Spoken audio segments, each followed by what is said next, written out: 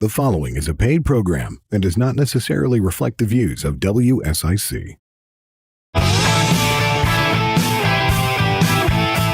Welcome to Putting the Pieces Back Together, brought to you by Purple Heart Homes. You're with Leah Gutierrez and Devil Dog Devin. Hurrah! I haven't said your name in a while. I know, right? I was beginning to think you didn't like me. No, I was just trying to keep it professional. Oh, but what's not professional about saying my name at the top of the show? You hoorah. Oh, I see. Yeah, well, that's a thing that we do, Yes. Marines. You say Devil Dog Devin, I gotta do the yeah.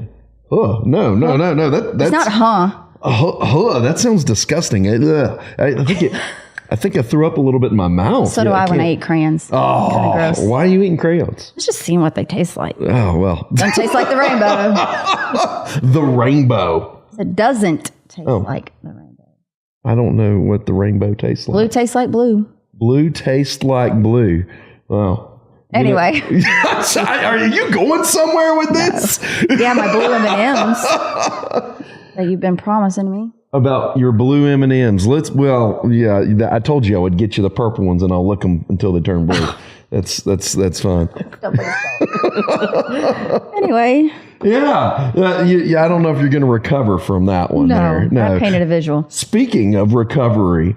I like how you did that. Nice segue. Today we have two folks from the Veterans Treatment Court, which is all about restorative justice, helping veterans recover from their missteps and instead of a punitive system. It's a wonderful program, and we have Wohali Revels, who is I wrote it down.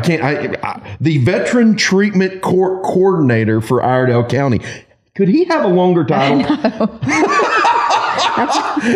And Carrie Nitzu, who is the Assistant District Attorney.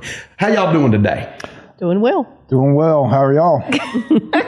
Well, we're good. Yeah, except for the whole tongue-tied thing after trying to say your title. I apologize. I didn't pick the title. You didn't pick the title, no. But you did apply for it, and I don't know. I think if it's got more than 5 words, I don't want the title. Definitely, if it counts more than 5, you don't want the title. Actually, if it's got more than 5 syllables, I'm a little. I feel a little anxious.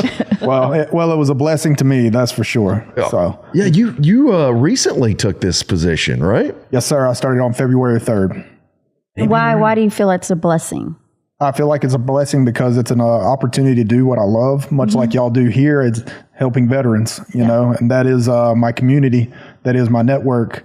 And when they're in need, when they need help, I like to be somebody that they can lean on and count on. And when you feel like you can make a difference, that's even better. I think it's as y'all know. Yeah, and it's part of still being, even though the veterans no longer serving and we're no longer serving, you're still part of a brother and sisterhood where you still want to take care of each other.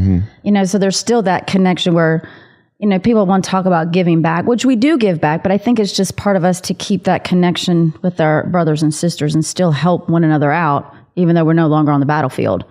It is the most almost selfish way of serving that there is to do, because in helping one another, you're also helping yourself. Oh, absolutely. Absolutely, yeah. Right? That's really... Just to be surrounded and, consumed by essentially your community, where you feel like you belong and feel like you can relate. Yeah. And at the same time have the pleasure of also helping people. And you're a veteran yourself, right?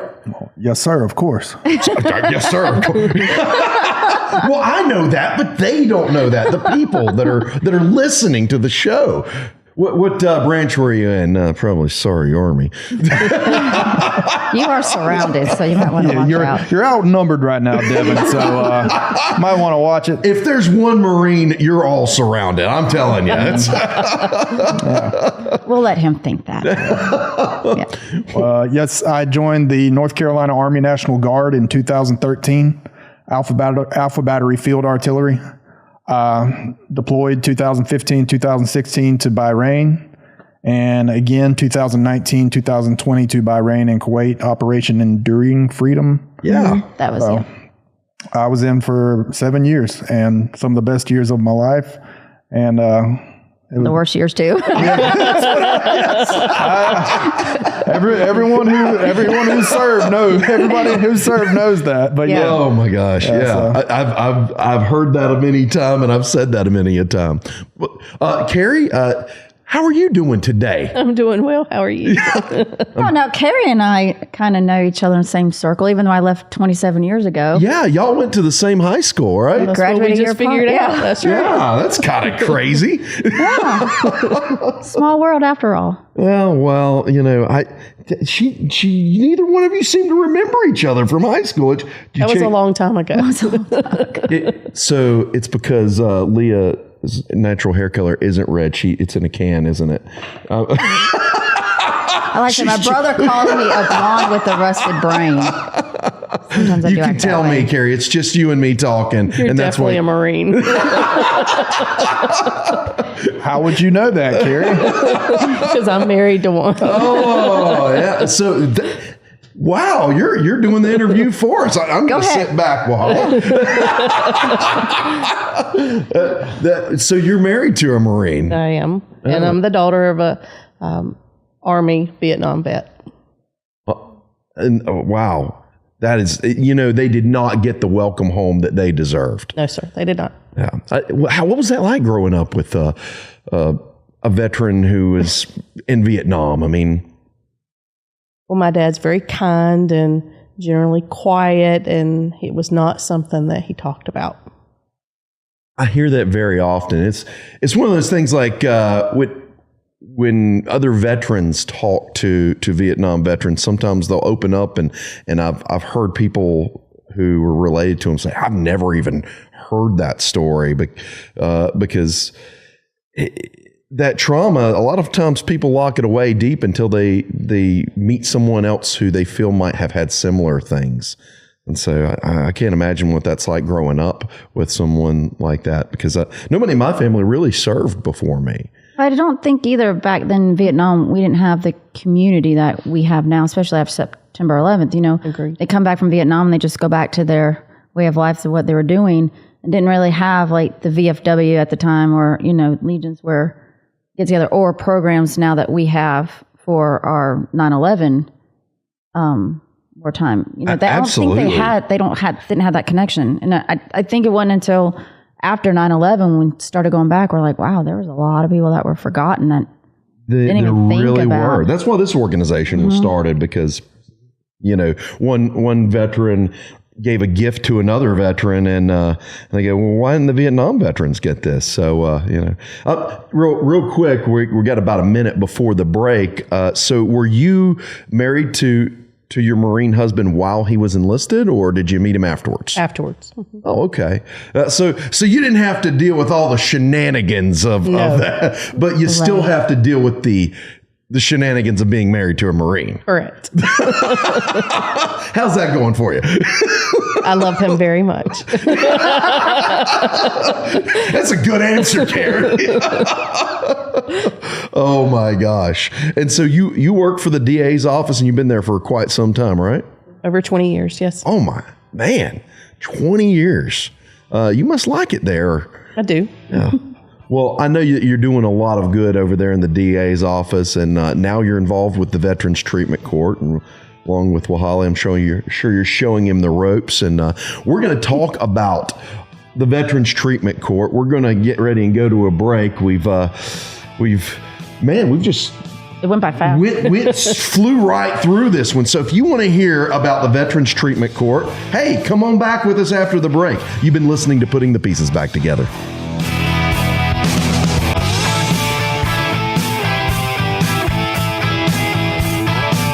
Welcome back to Putting the Pieces Back Together. I thought you were going to do it. Rock, paper, scissors. We didn't do rock, paper, scissors, shoot. Oh, I did that in my head. And wait, so did you win or lose? Apparently I lost, since I had to bring us back in. Oh, so losing means you have to bring us back. I thought that's an exciting part. It is. It is exciting to tell everybody you're back at the show, and that they didn't leave. And they didn't leave, and then you get to tell them all about Purple Heart Homes and how we're committed to helping veterans with housing needs every single day. And where can they go, Devin, to find out that information? They could go to phhusa.org. Yeah, and you could join the Hearts of Honor Club or be a volunteer and or see all of our social media right there. Speaking of which, if you missed any part of this broadcast, you can not only hear us, but see us on YouTube, on Purple Heart Homes channel. So go do that. Click the thing and subscribe and like and all those things that you're supposed to do. We need more than 12, please. Yeah. It's really sad. I found out my mom was one of those 12. So. Oh gosh, yeah. So it's my mom, your mom, and I think and Joe. And Joe. Because there was like a couple of times I'd get a text and mom was like, so what was about this dog? And I'm like, what dog? She was like, oh, the one in North Dakota that you went walking around at midnight looking for. Remember when I was a kid? I do not have any earthly. The only dog I remember on the show was the devil dog. Anyway, needless to say, I have to watch what I say because my mom watches the show now. Oh, man. I'm going to intentionally ask you questions from now on that are going to get you in trouble. Oh, please don't. It's too late now. Let's ask the guests some questions instead so I don't get you in trouble? Yeah. So, how y'all doing? If for those of you just joining us, we have Wohali Revels and Carrie Nitzu, which I'm scared every time I go to say your name. You would think Wohali would be a harder name to say, but I guess I've just known him longer. I don't know. Anyways, there was a question in there somewhere. Do you remember where it was? Just go with it. So how long's the Veterans Treatment Court been going here in Iredell County? We started, I believe, our first court in September of 23. In September of 23. And this is, I know that the program, is this a national program? Because I know there's other treatment courts. Or is this more of a localized thing? It's okay if you don't know all the history of, because I know you're dealing with the local part of it. No, this is more of a local program done on the county level. Mm-hmm. As of now, there are 9 in the state of North Carolina. That is Cumberland County, Iredell County, obviously, Gaston County, Catawba County, Burke County, Buncombe County, Rowan County. 7. I'm missing 2. I think Union. 2 more. Well, no, just one more. He's got Union. One more. I think Wake also has. Wow, that's correct. Wake County does have one. They all have veteran treatment courts. With ours was number 7, so obviously it is one of the newer veteran treatment courts. Right. With Gaston and Rowan coming after us. But we all do a great job of working together and bouncing ideas off of each other, even across the state. And none of the other county coordinators have ever hesitated to help me or answer questions of anything that I might need. Just what's working at your court. Maybe we can bring that over here. I know Catawba County has been a huge influence on the Iredell County Veteran Treatment Court. Yeah. Do you know why Iredell County decided to get on board with this program? Well, we do. Brad Borders and John Galena came to meet the district attorney and talked to her about Veterans Treatment Court. District Attorney Sarah Kirkman and I was privileged to be able to sit in on that meeting, and they talked about the great things about the Veterans Treatment Court and how you really just needed to see it to believe it. Mm-hmm. And they recommended we go to Catawba County and watch it, and we did, and that is a very true statement. You need to see it to believe it, and we walked away amazed and ready to start the process of starting one in Iredell County. No kidding. So you've been there from the inception of the Iredell County version. Correct. So what goes on with the whole process? Like, how does a veteran get into this program? You want to start? Oh, I'll start. I'll start, but you might have to stop me. Okay. So generally the way it works is when they are brought in, they are in processed into jail because they come from the jail because, like you said, they backstepped or misstepped or backslid a little bit, which is why they wound up in their situation. But they are interviewed during processing and they ask them, are you a veteran? Well, yes. And if they say yes, I get those names. I go to the jail and I say, you're a veteran. What branch? What years did you serve? I find out their living situation and whether they have a problem with drugs or alcohol, if they have any sort of substance abuse. Verify that they are a veteran and the status of their discharge. And from there, I go and see my friend Carrie, and we take a look at their charges and see whether they would qualify for the veteran court. And then we find out if they would be. We typically talk to their attorney and see if it's something that they would be interested in. And who makes the determination if they're qualified or not qualified? The district attorney's office. So well, with that, the follow-up question is obviously what determines that? What's a qualified veteran versus a non-qualified veteran? We take low-level felonies or misdemeanors, non-violent offenses. We don't take sex offenders or sex offenses. And so low-level felonies look like felony drug charges, felony breaking and entering larceny, misdemeanors, things of that nature. If there's victims involved, I call them, I talk to them, see if they're agreeable to a veteran coming through the process, and I explain the process to them about how it's harder than what I would say would be regular probation, and they've got to want it to succeed.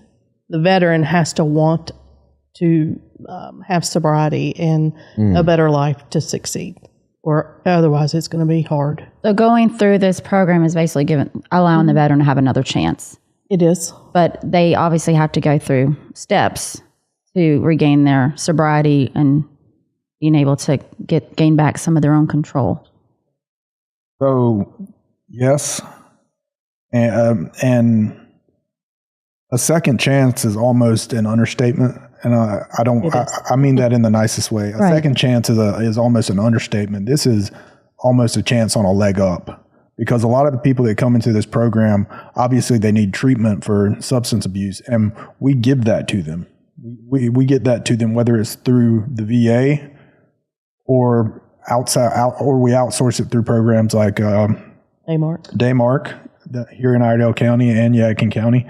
And then we even go as far as to get them housing, depending on their living situation. If they have no housing or they don't have transportation and they need to get to their VA appointments after we have set them up with the VSO to work on their service-connected disability rating. And along with that, employment. A lot of the times, if you're homeless, you don't have any transportation, well, you more than likely you don't have employment either. And you're right, yeah. I have seen participants come in that have all of those things, bad living situation, no living situation, no transportation, no health care no health care, even though they are veterans and eligible through the VA. Well, not everybody can get to the VA for their health care. Oh, yeah, that's true. Yeah. And no employment. And by the time they graduate, by the time they get 180 days in, 6 months in, 7 months in, they've got all of those things, and they're reconnected with their family. I like it that awesome. You said it's a step up. I mean, that's a great way of putting it. It is. That they're getting the help. Because I don't think veterans coming out know what is out there. And sometimes I think as a veteran, you just kind of deal with what you have. You just adapt with whatever's thrown at you. And you just, I think, get lost in what is available out there for us. You kind of just get stuck in yourself. I mean, I know I have. Through this program, through here, I found out there's so many programs out there that helps. There really are. Yeah. Veterans. We have a lot of community resources that help us with our court. Yeah. Really amazing. And your cells included as one of those resources, because absolutely. A couple of weeks ago, I was at a dedication from a house that y'all donated. Oh yeah. To one of That's right. On Randall, one of our veterans in veteran treatment court. Mm-hmm. He was homeless, and y'all gave him a house, and we dedicated that house to a fallen brother. And now he's not homeless is the point. And because he was in veterans treatment court and because of y'all. And when you say y'all, of course you mean Purple Heart Homes. Well, Leah did help with the building process. I didn't so much. Yes, of course, Purple Heart Homes. I was out there for the volunteer day where we didn't get the fence up exactly straight, but Hey, you said it was a volunteer day, and you get what you pay for. that is true. Sometimes that's how it works out. That's why we often have to pay professional contractors to come and do some of that work. But that's amazing. And so you have one of those veterans living in one of our tiny homes right now. Yes, sir. That's a wow. And was that veteran homeless before this, or was he just in? I think not homeless, but he was certainly houseless. He was sort of sleeping on couches and staying with family kind of where he could and when he could. And now he has a stable living situation and a dog. So that sounds pretty good to me. It does. Yeah. That is awesome. Wow. So, hey, we're coming up on a break. We've only got a few moments left. We really appreciate that y'all have come today. But hey, if you've missed any part of this broadcast, you can find us on Purple Heart Homes YouTube page or phhusa.org. You've been listening to Putting Pieces Back Together.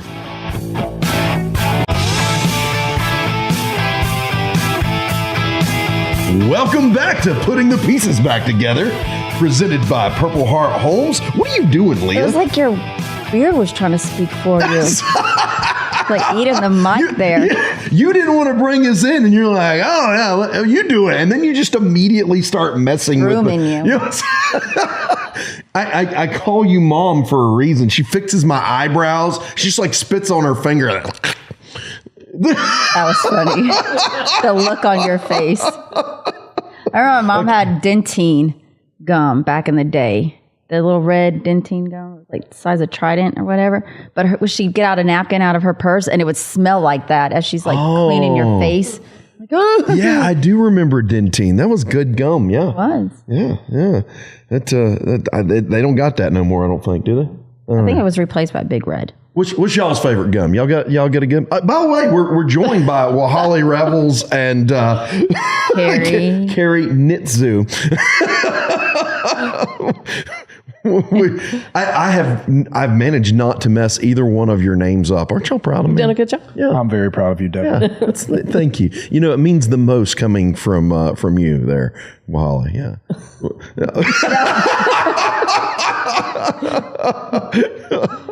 Anyway. Oh my gosh. So before the break, we were just talking about a little bit of the process with Veterans Treatment Court and how that works. How many folks do you currently have in the Iredell County Veterans Treatment Court? Well, as of today, 2 weeks ago, Friday, we graduated 3. Correct. Yes. Graduated. Graduated 3. And that doesn't sound like a whole lot, but we had 11 at the time. So 3 out of 11 graduated. Now we're down to 8. And we're constantly recruiting, but 3 graduates, 8 in. And I think before the show we were talking, and we have over 6 years. Yes, we have over 6 years of sobriety. Over 6 years combined sobriety in Veterans Treatment Court. Oh, that's awesome. And so we keep talking about the sobriety, and that's because part of this program is that you have to go through a treatment program. And do y'all like check them or? Oh, yes. How's that work?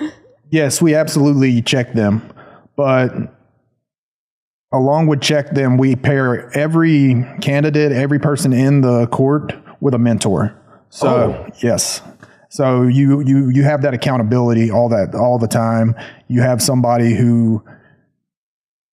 just to talk to a lot of times is what it is. Somebody that you can relate to, and we try to pair the mentors up by branch and age and gender, of course, but someone to kind of help you and, you know, in a way, be accountable with you while you're going through this program. And of course, they have to do their probation, parole, and their drug screenings, obviously. But it's more than that. You have essentially a battle buddy, if you will, to help you get through the program. Y'all should start calling that instead of mentor. You should be like, hey, this is your battle buddy. Do you call them battle buddies in the Marine Corps? No, not really. I mean, sometimes I think we called them that, but we weren't. Or was it just, hey, you? It was more of that. Like you were not required when I was in to have somebody like by you at all times. I don't know. I think that's the Army because we're afraid of y'all getting lost. No. Or just like let you guys just roam and just Oh my beat 'em out gosh. one Marine at a time. So what does it take to qualify to be a mentor? Well, that is Brad Border's department. He is the mentor coordinator. Obviously, you have to be a veteran. And, we want someone that's doing well in life as far as, they kind of got it together, so to speak. And they can help. They've got time to help the person along. I'm trying to think. I think most of them are probably retired, wouldn't you say? Most of our mentors. Right, because you need somebody with time on their hands. They do need time and patience and just the good type of personality you would need to try to help someone along. And Does this mentor usually get them to and from their appointments or help them they can. with their court? You used to be one of our mentors. Maybe you should be answering the mentor questions. Wow. Yeah, so what did you? Well, Holly, you were a mentor. That's how. Yes, I was a mentor. That's how I got my start, and then I got promoted to coordinator from mentoring. I started mentoring in 2023. And I think at the very first court, I was a mentor because I did not have a mentee yet. So I would just come to the court and observe. And from that, I eventually got paired with a mentee and went with him through the program and, kind of stayed by his side and checked on him and did my mentor duties. He and I went to Combat Reboot here, as a matter of fact. He and I came together to Combat Reboot. And that's the kind of stuff that you do as a mentor. And eventually when this position came open, they saw that I was already essentially doing the job. Oh yeah. And they, I applied and that's how I got on. Now I can't be a mentor anymore with my position being coordinator. Right, because it'd be a conflict of interest. Little conflict of interest there. But now it's kind of like I'm a mentor for all of them and not just one. That's awesome. Yeah. So that's a great way of looking at that position as well. Yeah, it is. And my original mentee, he's graduating in July at our next graduation. He'll graduate at our next one, yes. Awesome. Oh, that's awesome. Yeah, it is awesome. And it's going to be awesome to get to watch him graduate. Yeah. How long are they generally in this program? 16 months. Wow. It depends. Well, I spoke too soon. It depends. It depends. should be about that time. It just depends on how many bumps in the road they have. Oh, so like you could maybe fall off the wagon, so to speak, and then your time starts over, or yes, time does start over in different phases if there are positive drug or alcohol screens. So they could be at 75 out of 90 days in one of the phases and have a positive drug or alcohol screen, and then go back to 0 days in that phase. So then that phase would start over. We have 5 total phases, and we have 5 total phases, some 120 days and some are 90 days. So the first 3 are the longest with 120 days. The last 2 are 90. So total, it should be 160 days, follow all the way through. But if you have a hiccup, a lapse in judgment, well, you don't have to start. That's the good news. You don't have to start the whole program over. Start that phase over. Start that phase Right. over. wow, And your days of sobriety, obviously, And your start days over. of sobriety. that's incredible. I really don't know that much about the program at all, but I have seen some of the results of it, and I've met some of the folks that are in the program, and I can tell you that all the ones that I have met have been very just grateful for the opportunity to be in the program. Court's open to the public, 2nd and 4th Thursday at 2:00 in the Iredell County Courthouse District Courtroom. So how can You're one go welcome to about watch. being a mentor? Do they have to go through a vetting process as well through your program? Brad Borders is the, that's right. Okay. the mentor coordinator. And so if anyone's interested in being a mentor, he is the person to contact. So is there a website or something that they contact him through, or do we just find Brad Borders on his Facebook page? He wouldn't be hard to find. So yeah, if you live around Iredell County, he is. Doesn't everybody know him? Yeah. Well, not everybody doesn't. I honestly didn't know him before I started knowing about Purple Heart Homes. Well, yeah, I guess. But yeah, so I guess if you live in Iredell County and you want to be a mentor, reach out to Brad on his Facebook page. I know it's open to the public because I don't guess he has an official emailed or like a application process or.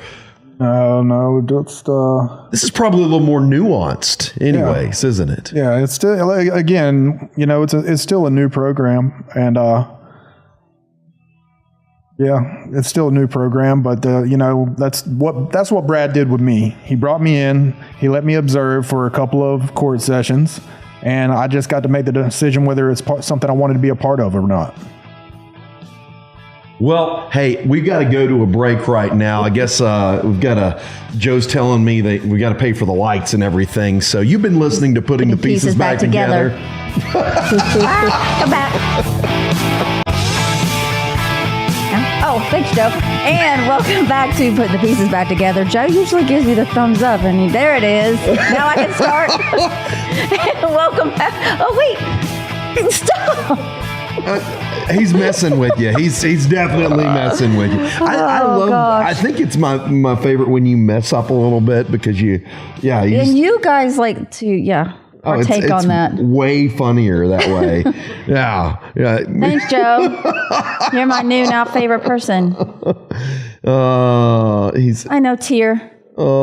Joe's our fun producer. He is, yeah. He's disappearing on us. Where are you going? Aww. Anyway. You said bad things to him, and he's mad, and he's going to leave us. He confused me. Oh, gosh. Oh, man. Anyway, it doesn't take much.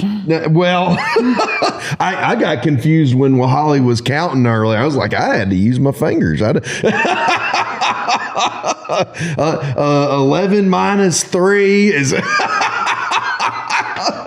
I was like, I only got 10 fingers. I don't know how you do that one. I was going to have to take off your shoes. You didn't even have to take off your shoes, Wohali.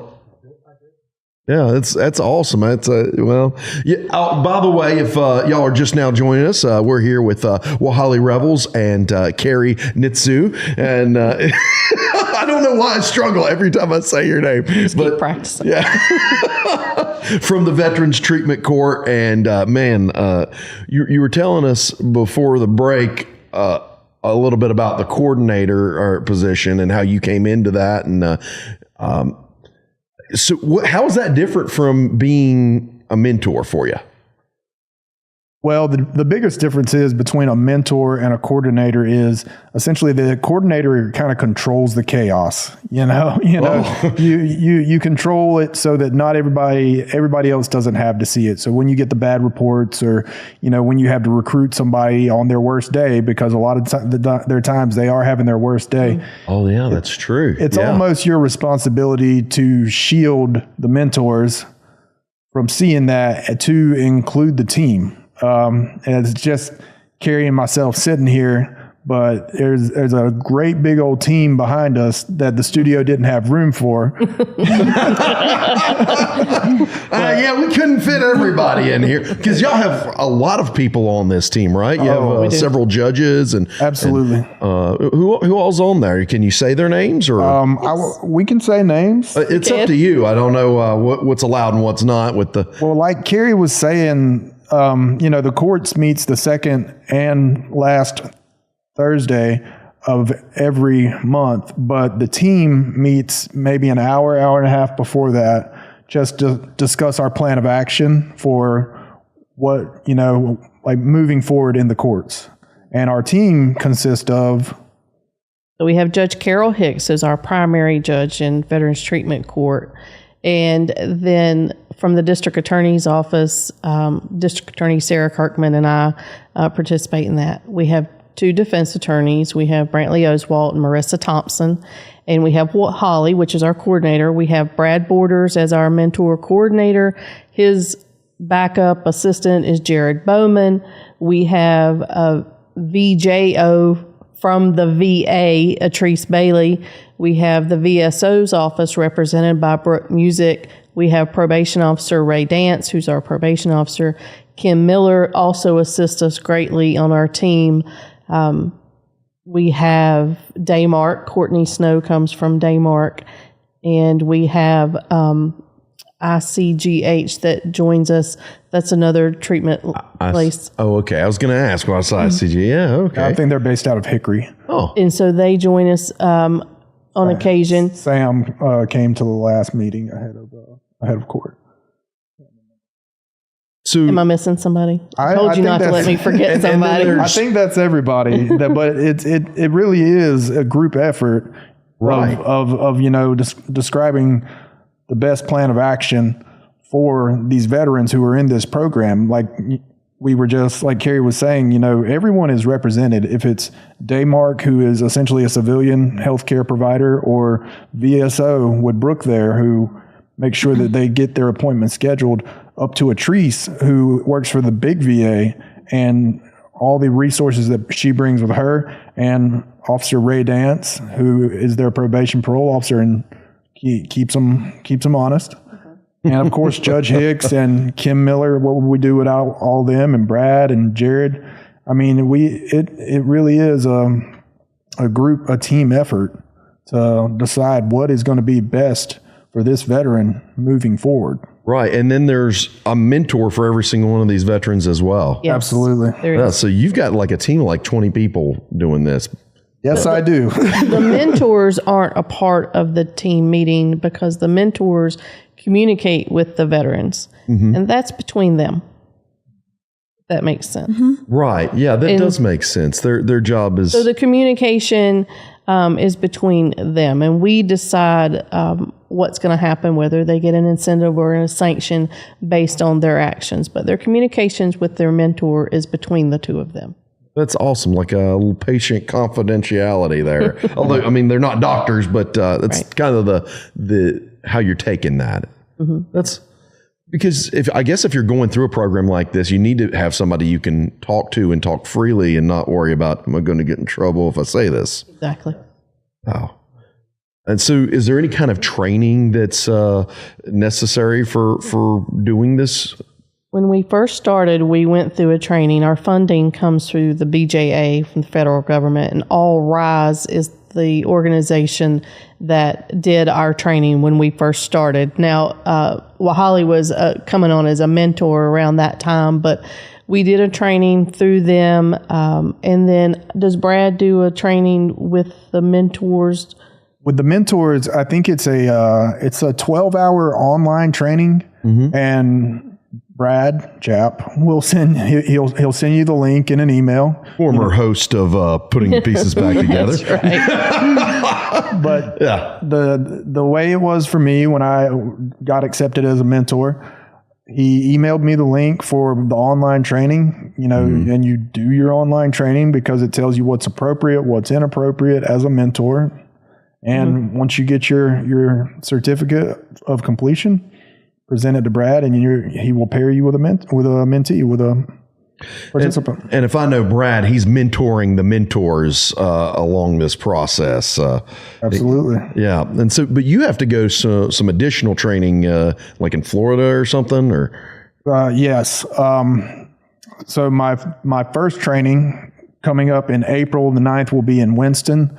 So all day on Wednesday, April 9th, I will be in Winston-Salem doing my training for Veteran Treatment Court. It's an all-day thing, so I'll be there all day, and Carrie will be there with me for my first one. It's a 2.5 day training, and there are parts in there varying through those 2.5 days about Veterans Treatment Court specifically. So what kind of training are you expected to get from this course? Well, part of what they're going to talk about is recovery capital, and we talked about that earlier. Coming back together with your family, having your community, having your job, a place to live, and all of those things, and then talking about building the recovery capital. So I want to hear more about that, but just different.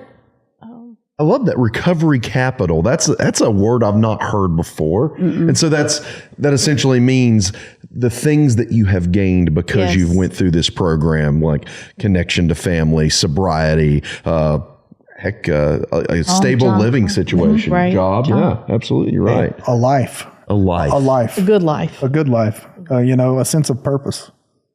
We all need it. And I mean, the 3 graduates that we just had with their whole families there at graduation, they were not the same people that we brought into the program. They were not. They were not the same people that we brought into that program. Wow. Well, so if somebody wanted to get in contact with you, how would they do that? If they had wanted to seek out information about it, or maybe they wanted you to connect them with Brad or whatever it might be, how would they do that, Wohali? They can reach me anytime at 704-682-8805. And so also... Say it again. Oh, he's saying repeat it. You got to repeat it twice for the radio. A good number to reach me at is 704-682-8805. As for Wohali. Yeah. And so, well, now that's for the Iredell County Treatment Court. But if, some of our listeners are going to be not even in this state, but I know that if there's one of the other counties, you might could connect them with one of those. Absolutely. We all know each other. And so also maybe if you're interested in starting a program where you are, I'm sure Wohali would be happy to share information there, because we need these programs all over the country. So if you're listening, say in Alaska, shout out to you, Mr. Scotty Pig. Then, they can maybe help you with that. We've got about a minute left. Is there anything final thoughts that you want to tell everybody? We just appreciate all of the community support and everyone just being so supportive of the veterans. When we had our graduation a couple of weeks ago, it was amazingly evident at how many people supported and loved our veterans, and that was heartwarming, to say the least. That's awesome. And I know I'm going to forget people, but Iredell County as a whole has been amazing. Oh, yeah. Just the Iredell County government, whether it's the sheriff's office or the clerk of courts or DA's. They are also part of our team, the clerk's office and the sheriff's office. Yes, the clerk's office, register, magistrates, everybody has been awesome in helping us locate veterans or just any sort of resources that we need. Even the public library has scanned and made copies for us of DD-214s that we've needed. That's awesome. Wow. Oh, it definitely takes a village, and that village is there for us. Great. So we can't thank everyone enough. Well, hey, thank you so much for talking about Veterans Treatment Court with us. If you've been listening to Putting the Pieces Back Together, and we'll see you next week.